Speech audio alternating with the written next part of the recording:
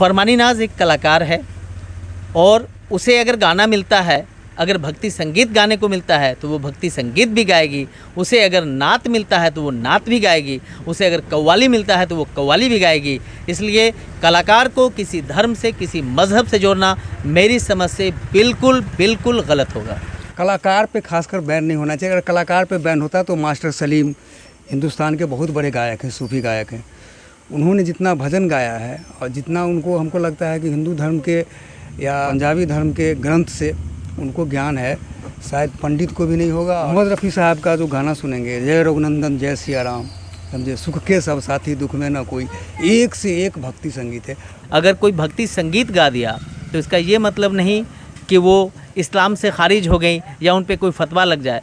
फरमानी नाज ने हर हर शंभू गाना गाई है और इस गाने के बाद जिस प्रकार से ये गाना देश भर में पॉपुलर हुई है, इस गाने के बाद फरमानी नाज पर फतवा जारी की गई है। ये विवादित फरमान किस प्रकार से फरमानी नाच के ऊपर लागू होती है या कहें कि फरमानी नाच के ऊपर आखिर क्यों फतवा जारी की गई है, इस बात को खंगालने के लिए हम कुछ कलाकारों से आपको रूबरू करवाते हैं। आखिर एक कलाकार पर इतनी बड़ी पाबंदी क्यों लगाई जा रही है। आप अपना परिचय दीजिए और एक कलाकार हैं तो कलाकार के रूप में परिचय दे दीजिए। सबसे पहले मैं आपको बता दूं कि मैं एक स्वास्थ्य विभाग का कर्मचारी हूं, लेकिन कला शायद हम लोगों के रोम रोम में बसा हुआ है और कला के लिए कोई जाति, कोई धर्म, कोई मज़हब नहीं होता है। जहाँ तक अभी रहा फरमानी नाज का, दूसरी बात थोड़ी सी और जानकारी अपने बारे में दे दूं। मैंने हाल में ही 31 जुलाई को एक शाम रफ़ी के नाम एक प्रोग्राम किए थे अभी अतिथि होटल में। इससे पहले भी चंद्रा कम्प्लेक्स में एक शाम लता के नाम का, लता जी का जब देहांत हुआ था तो उस मौके पे एक भव्य आयोजन हम लोगों ने किया था जिसमें मधुबनी के लगभग सभी गणमान्य व्यक्ति थे और काफ़ी अच्छा प्रोग्राम है। तो कला का कोई धर्म नहीं है, कोई जात नहीं है। कला को अगर किसी धर्म से देखते हैं, किसी जाति से देखते हैं तो मेरा मानना है ये गलत होगा। जहाँ तक है फरमानी नाज का मामला, फरमानी नाज से पहले भी बहुत सारे कलाकार हैं जो ना जाने बहुत सारे भक्ति संगीत से लेके और मुस्लिम टाइप के जो गाने हैं वो सभी गा चुके हैं। अगर हम रफ़ी साहब को लेते हैं जो इतने बड़े कलाकार, जो शायद वर्ल्ड लेवल के कलाकार हैं, उनके अगर संगीत को सुनेंगे, उनके संगीत को खंगालेंगे तो बहुत सारे ऐसे गाने मिल जाएंगे जिसमें भक्ति संगीत भी है और राष्ट्रीय गीत भी है और मुस्लिम से रिलेटेड भी है, सारे धर्मों से रिलेटेड। तो इसका क्या मतलब हुआ कि हम रफ़ी साहब के बारे में उल्टी सीधी बातें करना शुरू कर दें। फरमानी नाज एक कलाकार है और उसे अगर गाना मिलता है, अगर भक्ति संगीत गाने को मिलता है तो वो भक्ति संगीत भी गाएगी, उसे अगर नात मिलता है तो वो नात भी गाएगी, उसे अगर कव्वाली मिलता है तो वो कव्वाली भी गाएगी। इसलिए कलाकार को किसी धर्म से, किसी मज़हब से जोड़ना मेरी समझ से बिल्कुल बिल्कुल गलत होगा। जिस प्रकार से फरमानी नाच के ऊपर फतवा जारी की गई है कि एक महिला को नाच गान नहीं करना चाहिए, तो क्या ये पहले से ऐसा व्यवस्था है कि अब तक कोई मुस्लिम कलाकार नाच गान के माध्यम से या संगीत के माध्यम से अपना जलवा नहीं दिखाई है? सबसे पहले बता दें कि अगर फतवा जारी होने की बात होती है तो अगर फतवे के हिसाब से देखा जाए या फिर अगर हम हिंदू धर्म के हिसाब से देखेंगे तो बहुत सारी ऐसी बातें हैं जो हम लोग करते हैं लेकिन जो नहीं करना चाहिए। चूँकि आज हमारा समाज डेवलप हो गया है, हम बहुत सारी चीज़ों से बाहर निकले हैं और बहुत सारी चीज़ों पे हम पाबंदी नहीं लगा सकते हैं। अगर हम ऐसे देखेंगे तो कहा जाता है कि फ़ोटोज़ खिंचाना भी हराम है। तो इसका क्या मतलब, जगह जगह पर हमें फ़ोटो खिंचाने की ज़रूरत पड़ती है, तो क्या इन चीज़ों को हम हराम कर दें?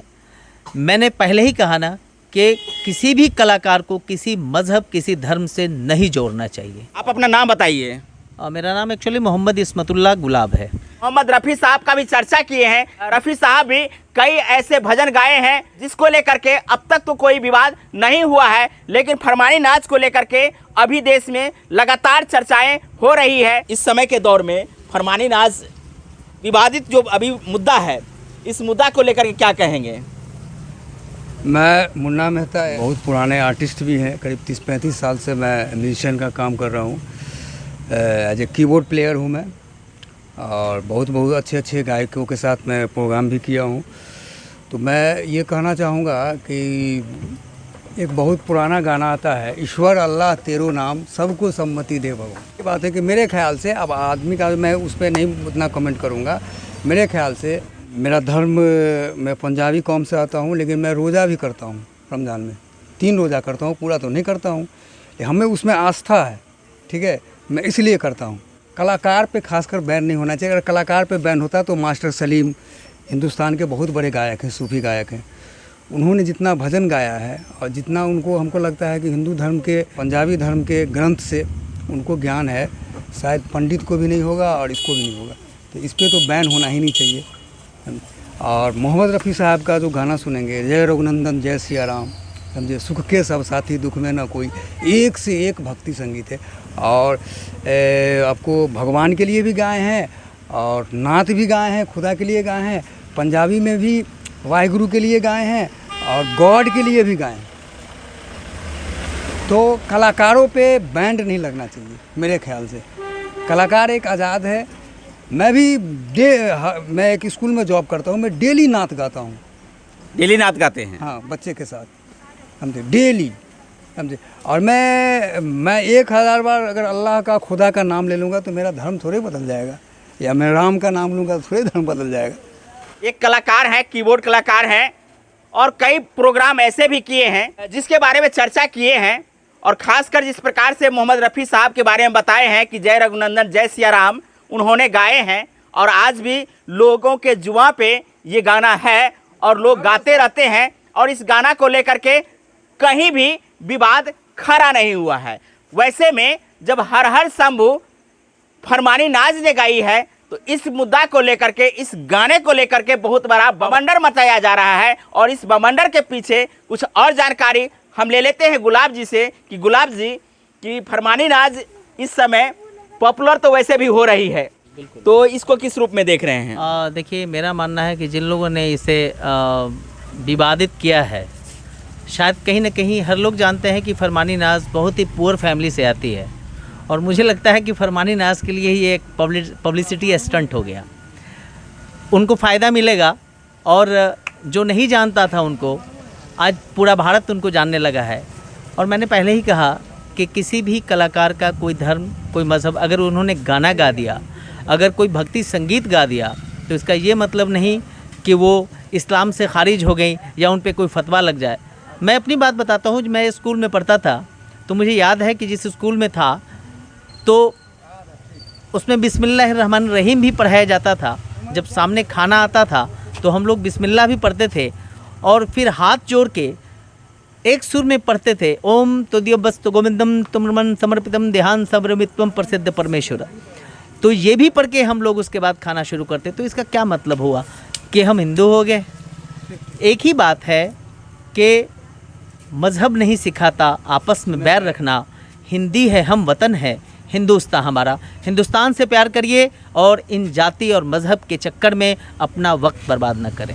इन जाति और धर्मों के चक्कर में अपना वक्त जाया नहीं कीजिए, गुलाब जी कह रहे हैं। और गुलाब जी जिस प्रकार से फरमानी नाज को सपोर्ट किए हैं, और जिस प्रकार से मुन्ना मेहता जी जो एक बेहतरीन कीबोर्ड प्लेयर कलाकार हैं और कई ऐसे प्रोग्राम कर चुके हैं, और उन्होंने भी फरमानी नाज को सपोर्ट किए हैं, तो ऐसे में देश के बहुत सारे ऐसे प्रशंसक हैं जो फरमानी नाज को सपोर्ट कर रहे हैं। और वैसे भी फरमानी नाज ने अपने बयान में कहे हैं कि जब हमें पति छोड़ दिया था तब ऐसा फतवा क्यों नहीं जारी किया गया, और जब हम आज पॉपुलर हो रहे हैं, हमारा गाना आज पॉपुलर हो रही है और हमारे ऊपर फतवा जारी की जा रही है।